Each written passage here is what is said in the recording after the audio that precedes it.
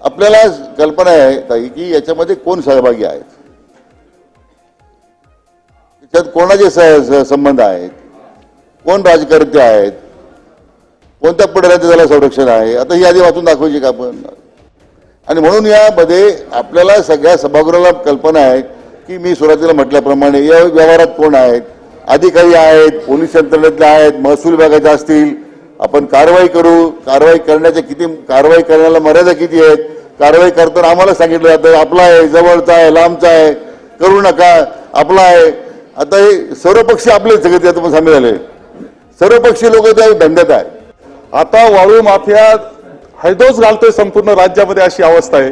अध्यक्ष महोदय, त्यामध्ये अनेक ठिकाणी अधिकाऱ्यांवर हल्ले झाल्यानंतर त्यांच्यावर गुन्हे दाखल करू नये म्हणून प्रयत्न होत आहेत, सरकारकडून सूचना जात आहेत, मंत्रालयातून सूचना जात आहेत. ही परिस्थिती आज आहे अध्यक्ष महोदय. गुन्हेगारावर सुद्धा